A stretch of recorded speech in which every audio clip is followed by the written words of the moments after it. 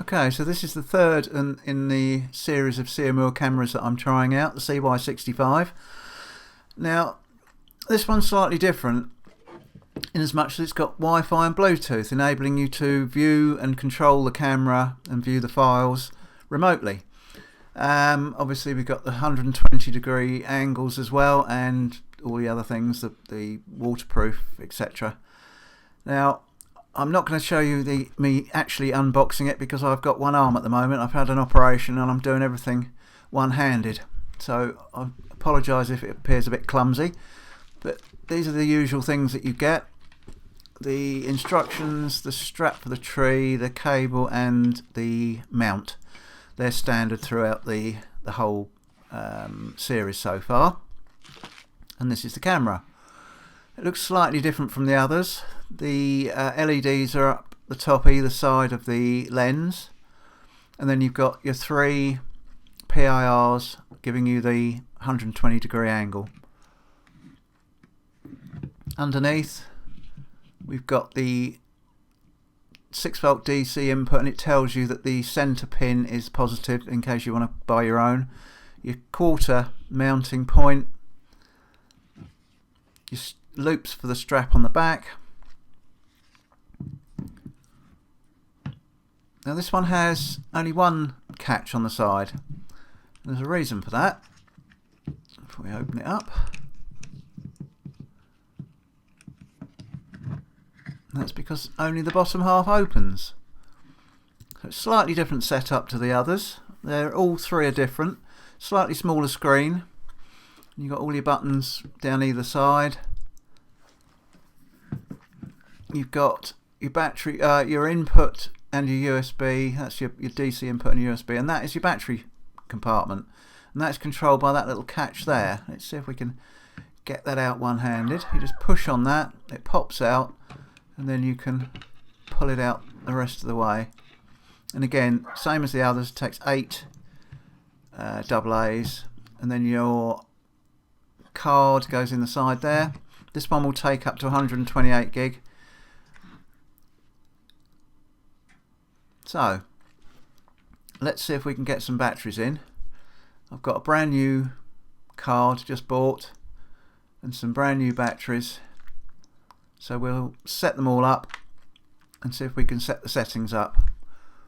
Now turn the light down a bit so you can see the screen a bit better.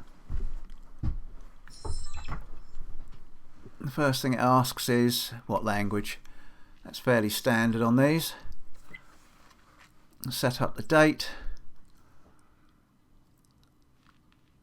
Now up and down arrows there for changing everything. You press OK to confirm it. So we go to 12th. What is it? Let's go down because it's quicker probably. It's the 24th today, Christmas Eve. Confirm it. And time again. What is it? 11 o'clock I think. 11:58. Yep, don't bother with the seconds. That'll start as soon as you hit it. Then you can choose your format: year, month, day, month, day, year, or in this country, day, month, year. So I'll leave it at that. Format the card, yes, because it's a brand new card. So I'm going to let it format it in its own style. And there it goes to viewing what's above it, which is my camera rig.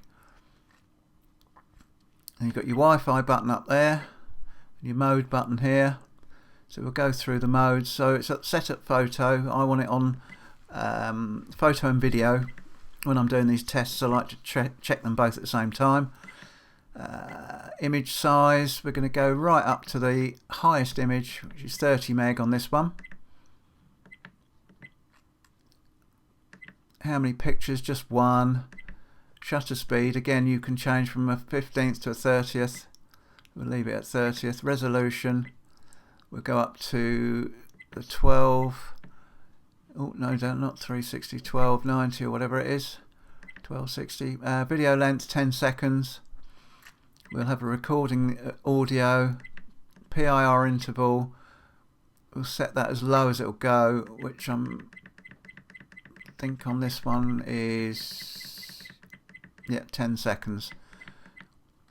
So we'll leave it at that. Then we can set this for minutes as well, but how do we get out of there? No, I don't want to set it for minutes or tens. No. Come on, get out of there. Go back to 0 and then press OK. No, it just skips across. No. Oh, hang on. There's an escape button up the top here. Top left, escape. That gets rid of it. Right, PR sensitivity. We'll leave that at medium. Time lapse off, which I must try one of these days, a time lapse feature. Your LEDs auto. Low night shot. If your battery's low, it'll stop the IRs. You've got your default settings, format, date, time format, date stamp if you want it on. Your beep sound, password settings, Bluetooth, and your Wi-Fi SSID. So you can change the name of the Wi-Fi if you want to. You can put whatever in you like. I suppose if you've got more than one camera set up, you want to distinguish which one is which, you can give it a name. I'm going to delete that, just leave it as it is. Escape up here. Wi-Fi password, I'm not going to bother with that. Password on, off, backlight, and your updates. So it's pretty standard settings. So let's see how we now work the app.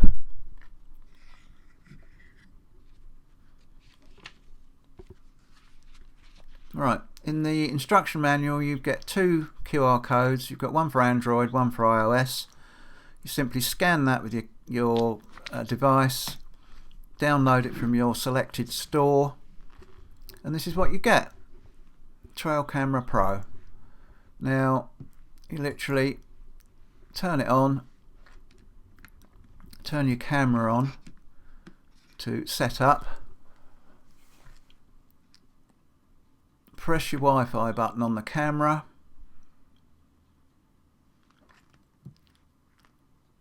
click plus on there on your app, and this is what it will probably do to you, that there's no Wi-Fi connection. So you go to your settings, find settings, there we go,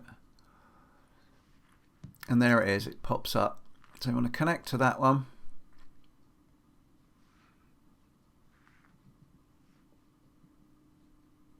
and there you go, it's connected. So then you can switch your camera to on, go back to your app, and it's connected, and almost immediately it then starts showing you what's coming from the camera. So you can control the camera and view the files from your phone. There's me and my sling, and bearing in mind I've still got the protective coverings on the lenses and things, so we'll have them off. They'll obviously make things a bit better. So only thing to do now is stick it out in the garden, leave it out for a while, and then we'll come back and see if we can view it on the phone. Okay, so it's been out for a couple of nights. Unfortunately the weather here has been absolutely dire. The first night it absolutely tipped with rain. The second night and third night, so I haven't bothered with the footage because it's just so appalling with the weather. So here we go, switch it on to set up. You can see there's a host of images that you can skip through. The first few are just me taking the camera down. This is stills and video skipping through. That's dusk, so the IRs haven't kicked in. And there we go, that's proper dark and the IRs have kicked in, and we've got a fox. So you can scroll through these, you can actually view them on the camera, so you can actually watch it. But what I want to see is whether we can actually download them. on the phone. So what we have to do is switch it back onto on, so as if it was still on the tree or wherever you got it. And we go to the app. So if you imagine that this is still outside, as long as you're within about 30 feet, it works quite well. Stick on the app,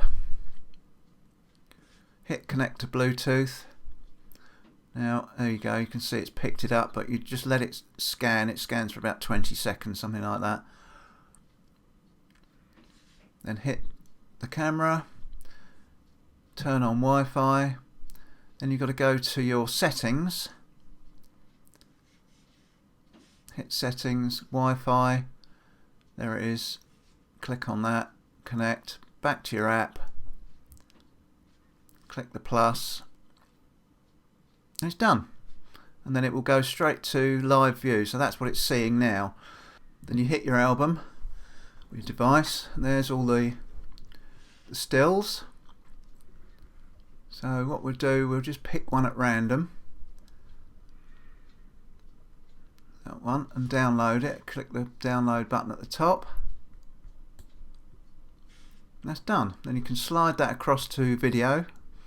There's all your videos. Again, we'll pick one at random, download. It takes a little bit longer, but not too much, obviously because it's a bigger file. There we go, done. Then we can go to your local, which is on the phone, and there it is, that's your video. View it.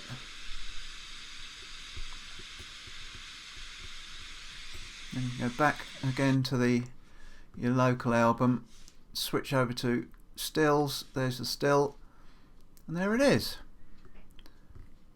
So it all actually works pretty well. And you can see the camera's responding, so if if the camera was still up a tree, you'd be able to see that it was working. And you just go out, get out of your app, and the camera reverts back to exactly as it was, filming with, you know, movement, etc. So let's get it upstairs, get the SD card out, and have a look and see what we've actually got.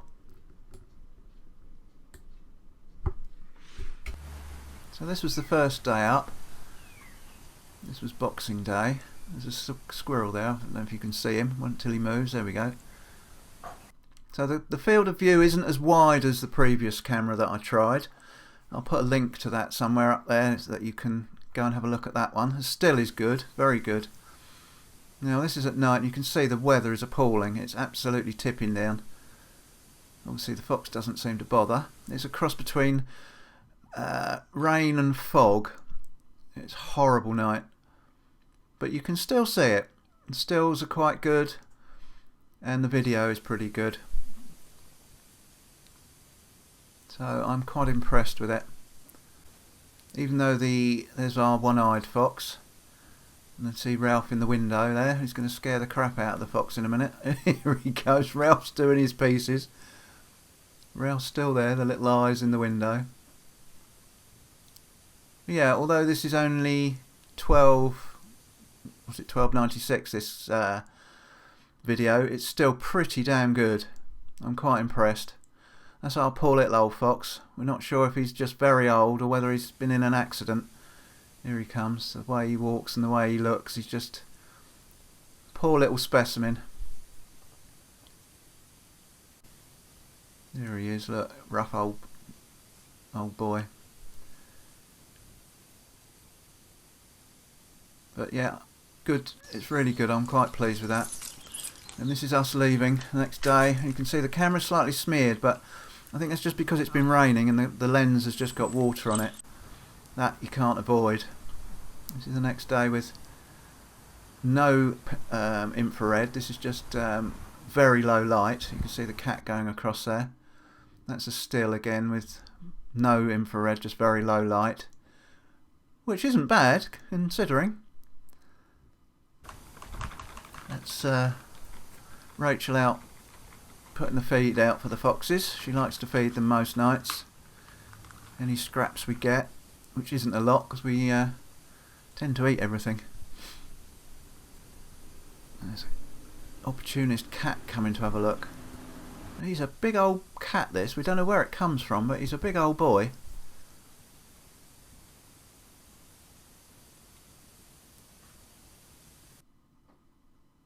Again, the stills are pretty good.